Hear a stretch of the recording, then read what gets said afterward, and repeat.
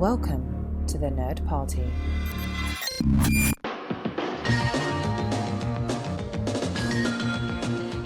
Hello and welcome to Great Shot Kid, the podcast on the Nerd Party Network that is dedicated to looking at the work of Star Wars artists and beyond.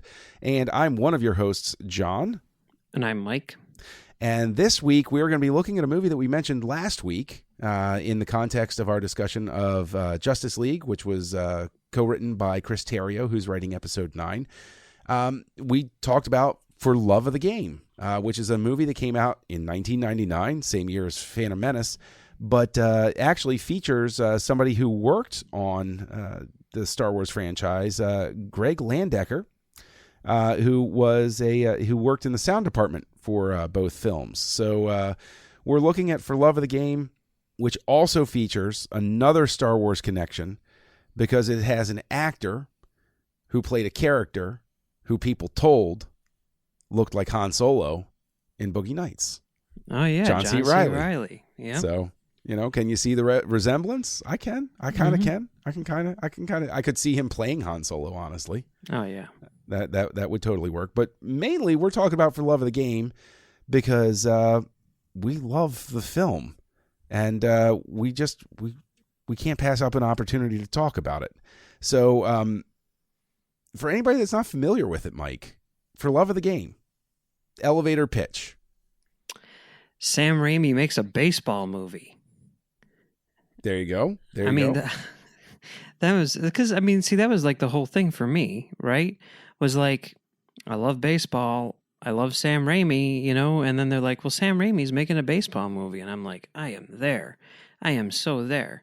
And, that was one of the things which really struck me, when I first saw it was how well the baseball action is shot, It's not like he does anything crazy with it or whatever. I think the thing that he does is just the places where he chooses to place the camera and like the lenses that he uses and everything. There's stuff which is very, very unique to movies and stuff which you'd never see in terms of baseball, right? Because with baseball, you can't put a camera on the field, right?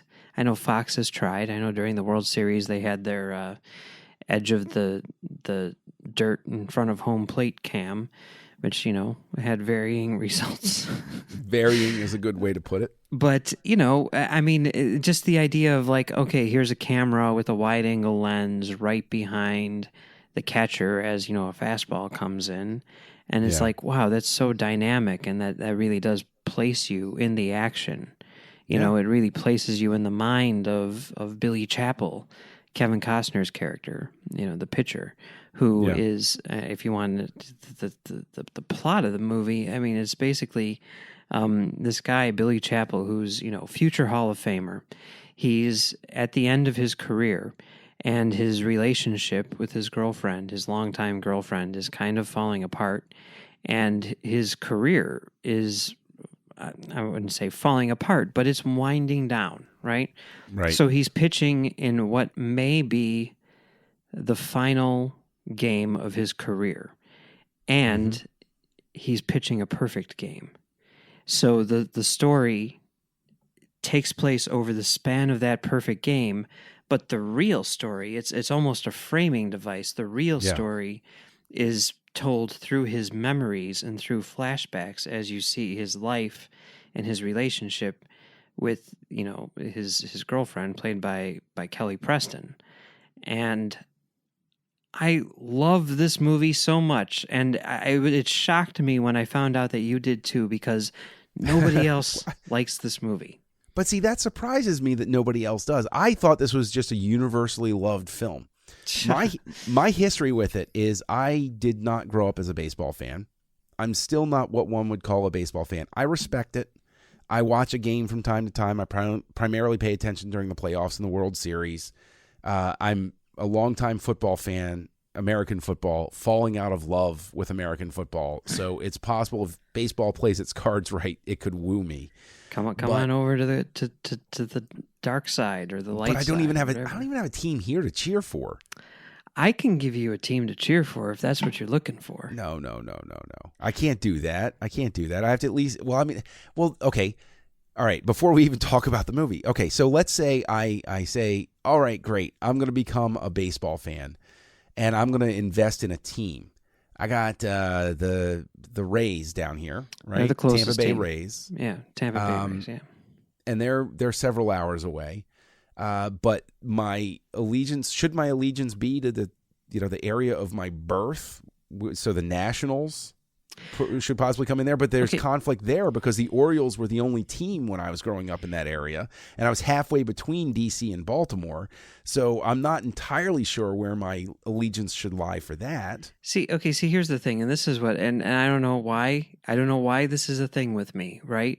But I've always just kind of felt on some base level, and it's completely irrational and doesn't matter at all, but like almost like your default because they're all mercenaries, it's not True. like just because I'm from Chicago, there's some sort of allegiance to the Chicago team, like they're all a bunch of Chicagoans, Yeah, it's that's a not good like point. that there's some sort of any of that stuff, but I almost as just sort of like a way of deciding. My philosophy has always been like whatever team you were closest to when you were born should be sort of your allegiance. I'm So stuck for with the you, Orioles, it would then. probably. I mean, you were born in D.C. I was born in a suburb of D.C., yes, but there was no D.C. team when I was Right. growing up. So for you, it would be Baltimore. No. I don't know if I'm crazy But about obviously, that that's just a completely irrational I'm thing. gonna have That's to why shop around. like, I mean, like I've had this conversation like with my wife and stuff like that. I'm like, if we ever have kids, we need to make sure that the hospital is closer to the cell or the Arrow, the White Sox home stadium than it is to Wrigley Field, the Cubs home stadium, because I want my weird little theory thing to still work. But there's no way that I'm going to raise a kid to be a Cubs fan. I can't imagine. Why would you? But But see, that's one of the things I respect about baseball is those rivalries are still okay. Yeah. Like they still work. Like it's one of the reasons I'm falling out of love with American football is it's all about fantasy football, and I could care less about Dallas playing Washington now. Whatever, who cares? Like it's even more mercenary because I remember probably my long falling out of love with American football goes all the way back to when Snyder took over the Redskins. He wound up putting Deion Sanders from the Cowboys on the team and bumping longtime hometown favorite Darryl Green out of his position so that Sanders could be on the team. And like that was a seriously heartbreaking moment. That was like the world has changed. I don't understand how this works anymore. That's why my dad, crushing, biggest baseball fan in the world, grew up on the south side of Chicago with the White Sox. They were his team forever and still are.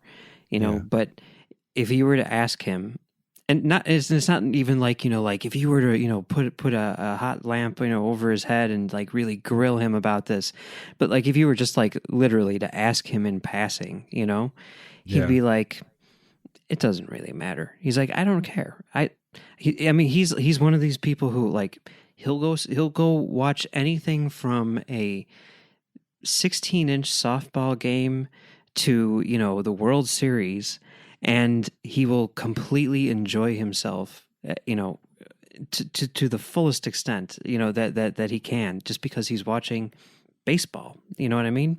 For him, it truly is about love of the game. For love of the game, yes. Which brings us back to the movie, and my point of entry with it is I was dating somebody. It was a long-term relationship, and she was a big-time baseball fan. And, of course, Baltimore was her team. Probably why I don't want to go with the Orioles at this point. Okay, let me just stop you just well. for a second, okay? Yeah. Here, this is what I propose, right? Mm-hmm. Throwing out my stupid whatever. Okay? This year is going to be an exciting year for the Chicago White Sox. And as someone who doesn't live in market, and you actually probably have an opportunity to see more games than I do. Anyway, it's going to be an exciting year for the White Sox because they're rebuilding. They might not be competing this year, but they are going to be rebuilding. And in a year or two, they're going to be like the Astros were this year. So what I propose as someone who's falling out of love with football, and someone who may be looking for another sport to occupy your time, try out a season of baseball. And as your test team, just follow the White Sox, and I'll be there to guide you. I will do this. Okay, cool. I will do this. I will try it out. I will see if these boots fit. That's fine. What's your cap size? Too large. Okay. The fitted cap tour is always just heartbreaking for me. I have a very weirdly shaped head. Oh no, I know your pain. Like, yeah, I need to try on like 15 caps in order to find one that fits, because I don't have any hair. And one I'm in size between fits all sizes. is a lie. One size fits all is a lie. It's a total lie. Like, I was always the kid where it was like, one size fits most. No. Not all. You need the extra large one? Yeah, See, I need the extra small one. I don't know what that is. Not for me. I need whatever. But my girlfriend at the time was diehard baseball fan, and she did everything she could, and she started winning me over. And of course, I'll cop to it. I read Summer of '49 by David Halberstam. Loved that book. Fantastic book. Still love the book. But I had the nerve to be somebody who grew up in a suburb of D.C. halfway to Baltimore, and I decided as I was falling in love with baseball, I did it. I became a Red Sox fan because, they never won the World Series, blah, blah, blah, blah, blah. Well, that's right. And so I jumped on that bandwagon. I will never do that again. I was much younger. It was a real lesson for me. But I saw this film, and I could not believe how much I loved it. Like, at the end of it, it was one of those things where we rented it or something, and she said, well, let's just watch this. It's supposed to be a good movie. I was like, all right, let's watch it. And I think that this movie did more than even like Field of Dreams to sell me on the idea of the specialness of baseball. Oh, yeah. This movie is like way, way, way better than Field of Dreams. Field of Dreams is actually a bad movie. I hate to break it to everybody, but Field of Dreams is a bad movie. I'm sorry. Get over playing catch with your dad or whatever. It's a bad movie. I think it's good. No. It's not great. Its reputation is far beyond its actual screen value or however you want to say it. I definitely agree on that front. But I think, speaking to your point about the way this movie is shot, I think that one of the problems of a lot of sports movies is that they feel beholden to shoot the game the way that people expect to see it, if that makes sense. And I think that's why Any Given Sunday works so well. Because that is not shot the way I expect to watch a football game. And it's crazy insane. And I think that I think you're absolutely right. The way the camera's placed and the way things move around and the way they're edited, you feel like you're in these characters' headspace. You feel like you know them at the end of it. I think it's brilliantly directed. I personally, I would have given this like a Best Director nomination, hands down. It made my top 10 list, and that was 1999, which I'm on record numerous times as saying is maybe the best year in cinema history. I know at least one person that would contend that it was 1982. I'm not saying it's me, but I have a hard time picking a specific year. I have a very nostalgic tie to 1989, but I think that 1999 has a terrific argument in its favor. Absolutely. 89 and 82 are definitely very solid, but 99 I think was like a turning point for movies. I don't know. In a lot of ways it was, yeah. And For Love of the Game was definitely part of that. It was actually a book, an unpublished book at first, by what's his name? Michael Shara, the guy who wrote Gettysburg. Well, the book that Gettysburg is based on. Killer Angels. Killer Angels, yeah. And actually in the movie, when they're on the team plane, you can see Kevin Costner reading a copy of Killer Angels. I have never picked up on that. Yeah. I have to go. Oh, darn. I have to go back and watch this again. But the book, it's a very short book, and I started reading it like when the movie came out, and for some reason I never finished it. But it was a book which Shara wrote and never published, never told anyone about. And after he died, his son was going through like his desk or something, and he found the manuscript. So it was published posthumously. And one of the interesting things about it is, while it does take place at Yankee Stadium, and they are playing the New York Yankees, the team which Billy Chappell is on is not the Detroit Tigers. It's a fictional team, the Atlanta Hawks, which is weird because it's a basketball team. Basketball, yeah. What? Her? But whatever. Maybe he wasn't a big baseball fan. I don't know. Did Michael Maybe he's Shara like Atlanta Hawks? I don't know. Maybe he was just counting on an editor to do like find and replace for him or something. He's what's like, that team? Hawks. He's like, I know Yankee Stadium. I knew Yankees. I don't know anything else. Well, he knew enough to know that everybody hates the Yankees and their fans. But you can't even really do like Atlanta Braves because it's a National League team, and you run into some problems with interleague stuff, especially at that point in time. So when it came time to decide, like, well, what team are they on? It was left up to Sam Raimi, and Sam Raimi, being a good old boy from Michigan, was like, Detroit Tigers, of course. They still wanted to set it at Yankee Stadium because they figured that was like integral to the story, that it was in New York. Yankee Stadium is so iconic. They wanted it to be in Yankee Stadium against the Yankees, but in terms of the team that Billy was on, he picked the Tigers because that's his hometown team. The Yankees, you don't have to be a baseball fan, like them. Yeah, like they have appeal across, but the Tigers, there might actually, I'm sorry to say this, but there might be an argument for me to follow the Tigers because my wife's family is from the Detroit area, and you're a For Love of the Game fan. Yeah, but that would make for some contentious. You think that we argue now about movies. Oh, my God. Because, screw the Cubs. It's the Tigers that are mortal enemies of the White Sox. So this could be interesting. Yeah. I can tell you, though, that what's interesting is because, like you said, that one of the focuses of this is as the movie is flashing back over his life and telling the story, he's in the midst of pitching a perfect game. And I remember very specifically, it was around this time period, probably a little bit after or whatever. I was over at my friend Chris's house, and his family is originally from the New England region. So they are Patriots fans and they are Red Sox fans. And we were watching a Yankees game, and I want to say they were playing the Red Sox. I don't know, but Mike Mussina had just been traded. This was the year after he had been traded over from the Baltimore Orioles. And we were watching, and he was in the midst of pitching a perfect game, and it was going on, and I'd seen the movie, so I understood how special this is, how incredibly rare, what an achievement it is. And it got to, I want to say it was like the seventh inning or something, and I looked at my friend Chris, and I said, well, you want him to do it, right? Like, this is baseball history if he does it. And he turned and he looked at me and said, hell no. He's a Yankee. I don't want him getting that. And I suddenly realized at that moment how intense these rivalries can be.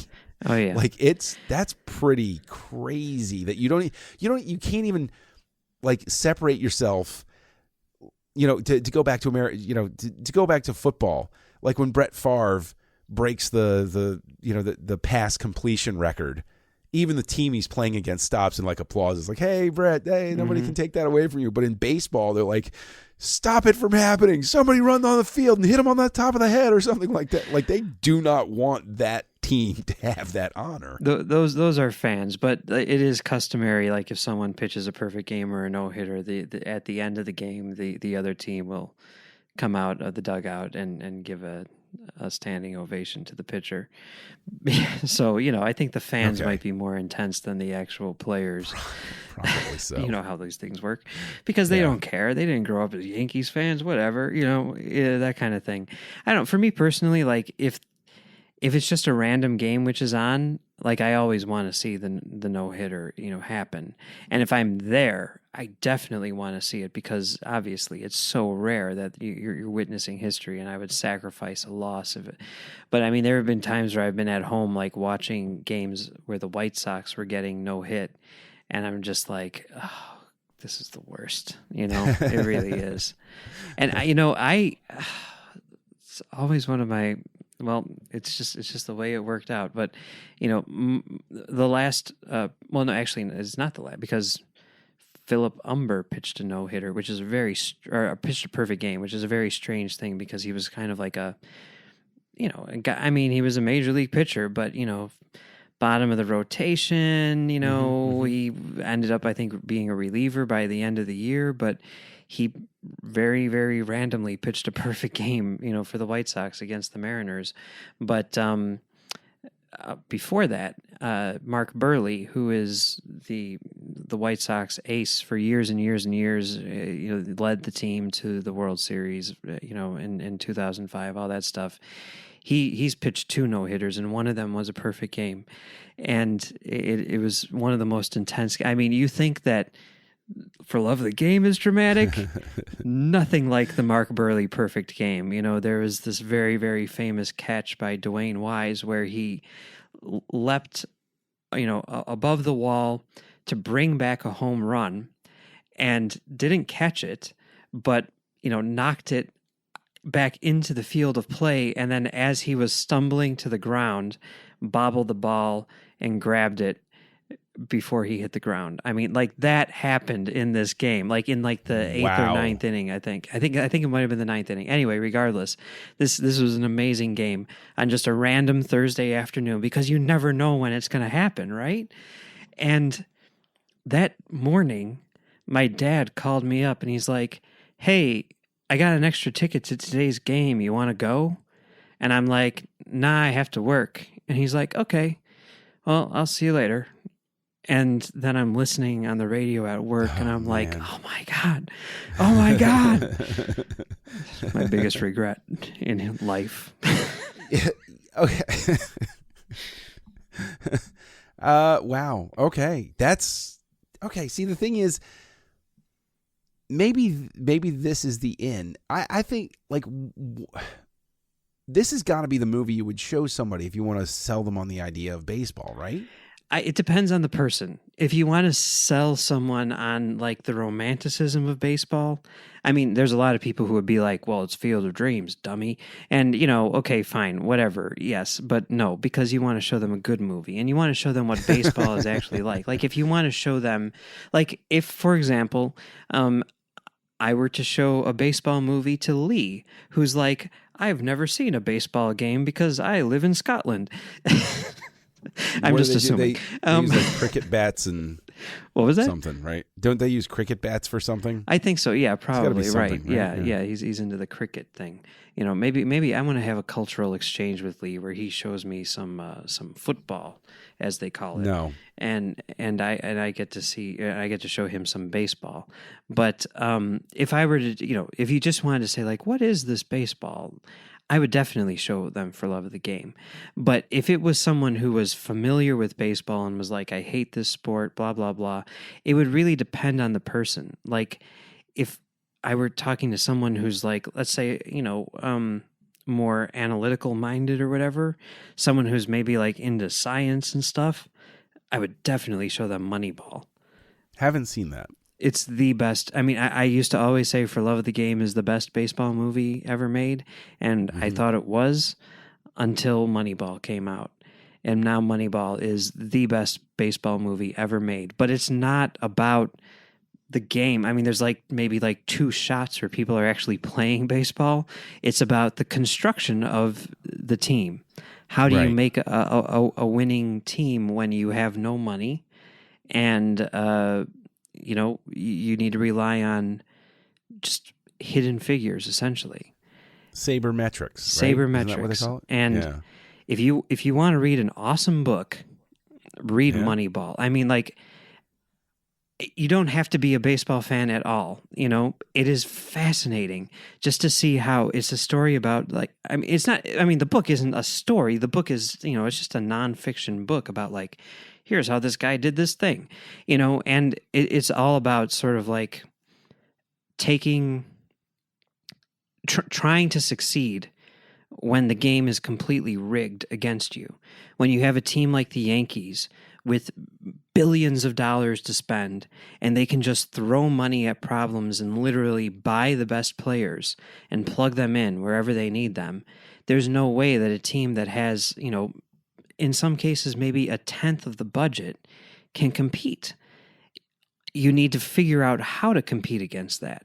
And you need to use the numbers, the statistics, and everything to do that. And that's what this guy, Billy Beane, the general manager for the Oakland A's, did. It still does to this day. And, he put a team on the field that could compete with the Yankees for, a fraction of the cost. It's insane. And I mean, it's mind blowing. Like, the movie is a fictionalized version of it. It's basically taking that story and putting it into a narrative, but it's, written by Aaron Sorkin and the guy who wrote Schindler's List. So, they kind of know what they're doing. Yeah, sort of. Kind of, yeah. And the movie's amazing too. The movie is absolutely amazing, but I mean, the book is better. The book is phenomenal. So I highly, highly, highly recommend both of those.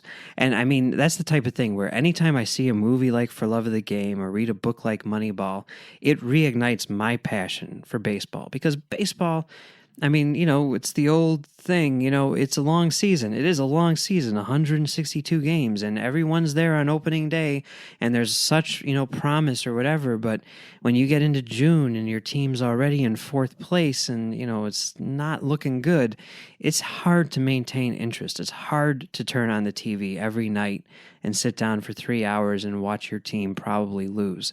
And you do start to lose that passion. And by the time you get to the end of the season, you're kind of like, I'm glad that it's over because I need a break.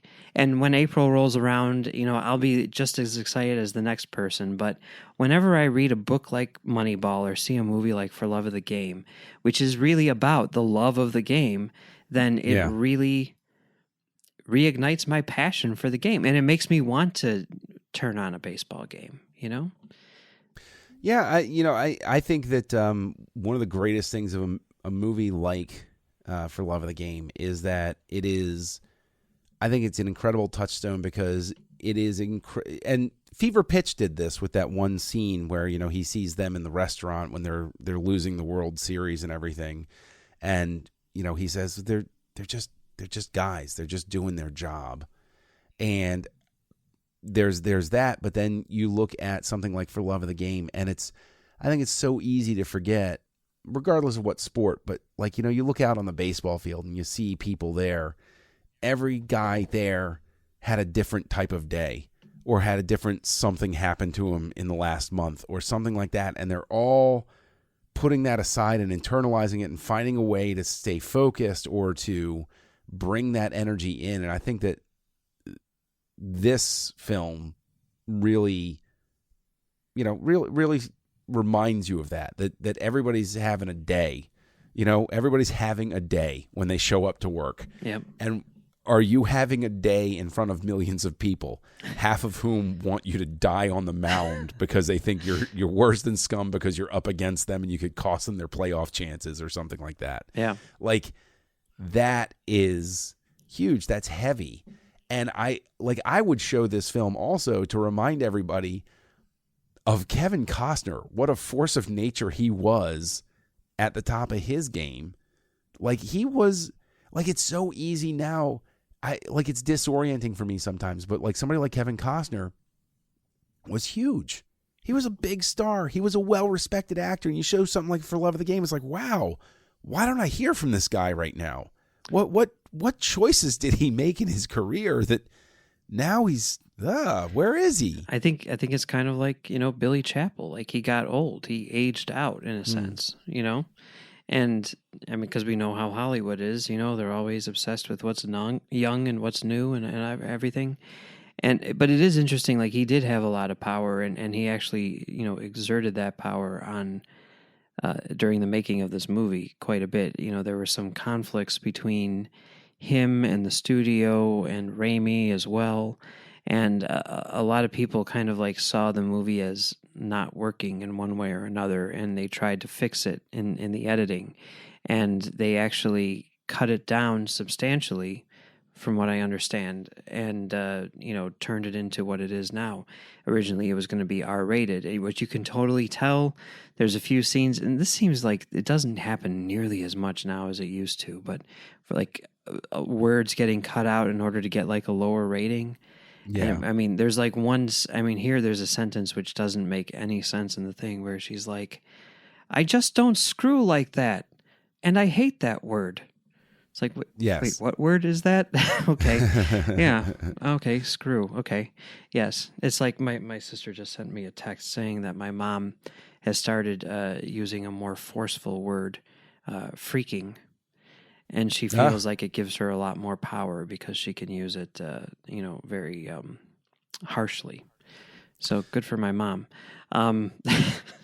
My children have to remind Daddy every so often not to use Daddy. You're not supposed to. Yes, we've actually worked out a whole thing where we've worked out different code words that I'm allowed to use that give me the pleasure of cursing without being curse words. Melon Juice farmer. box, juice box, Bandersnatch.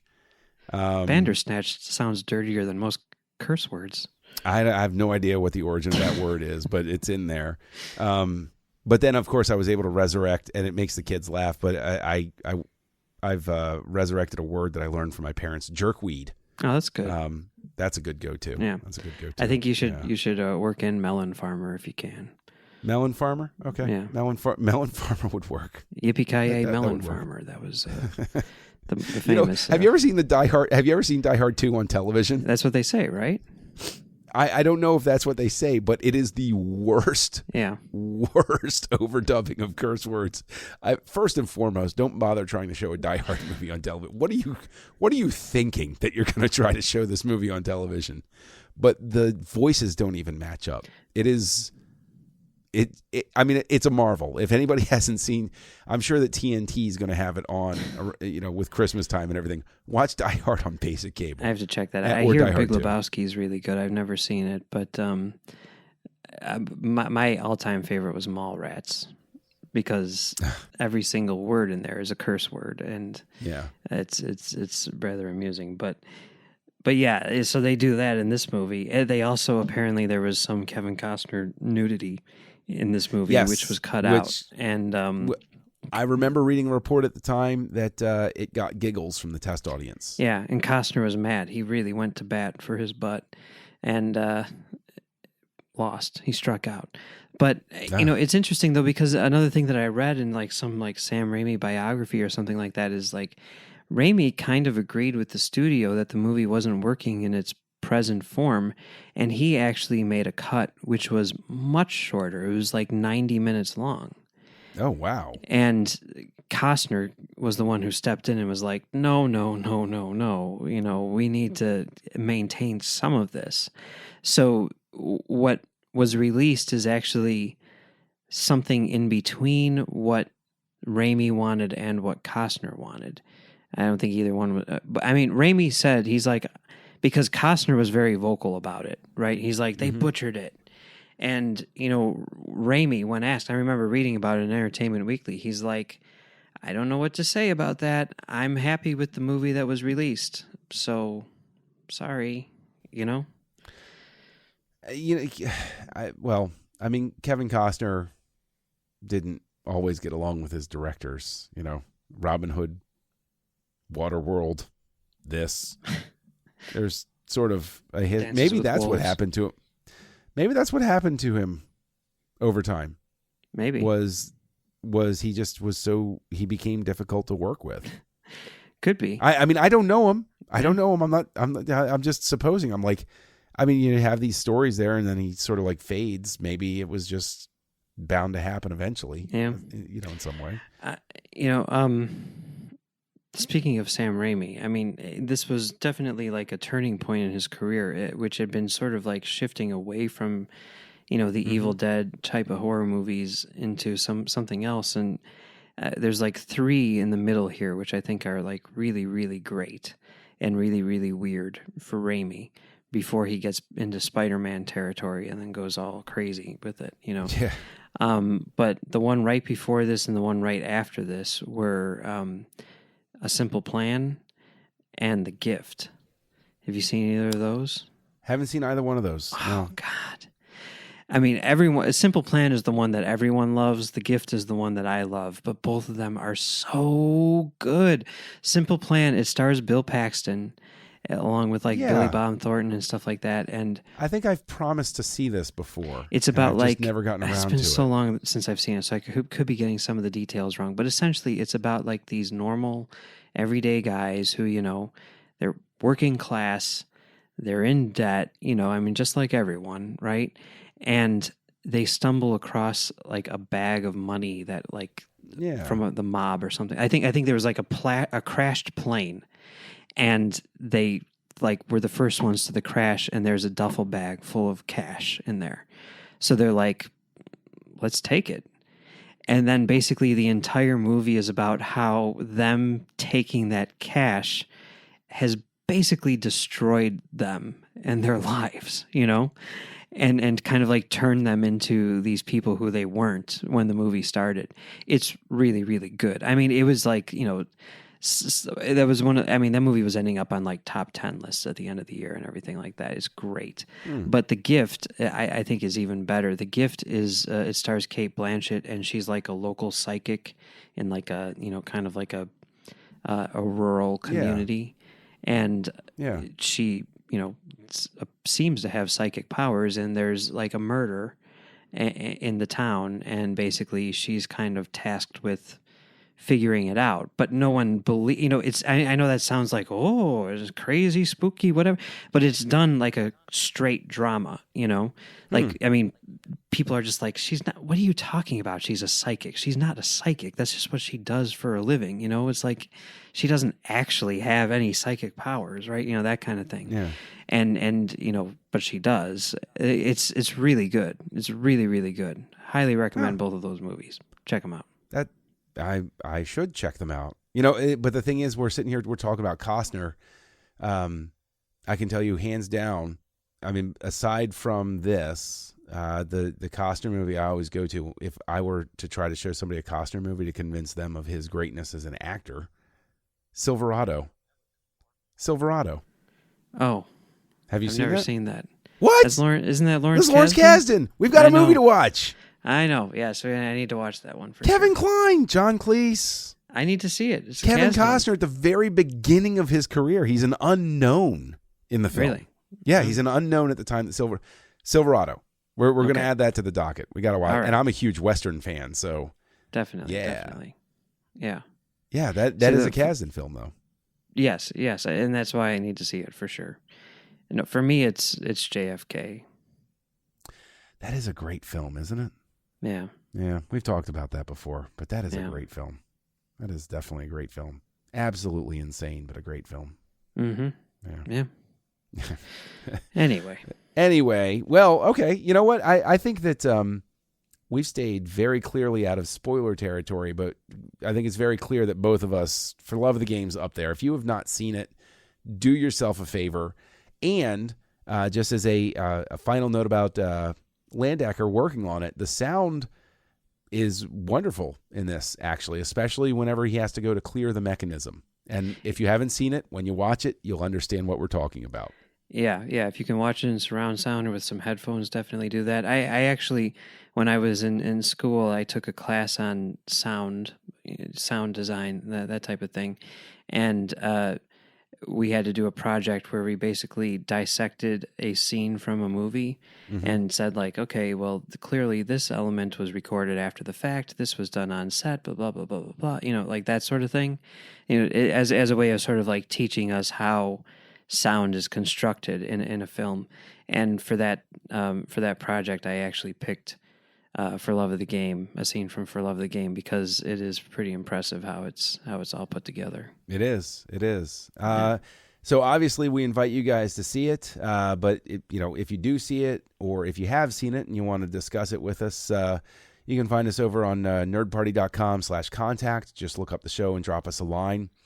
You can find us on Twitter at Join Nerd Party, The Nerd Party on Instagram, and on Facebook, facebook.com/The Nerd Party. Use the hashtag Great Shot Kid, and you'll reach us. Mike, where can people find you online?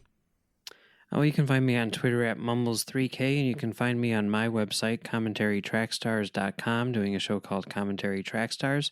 And you can also find me on Trek.fm, doing a show called The Edge, and another show called Stage 9 with you. That's right. We both do Stage 9, and we just discussed the thrilling news of Quentin Tarantino expressing interest and an idea for a Star Trek movie, which is, that's pretty awesome. So it could be as good as For Love of the Game. That would be amazing.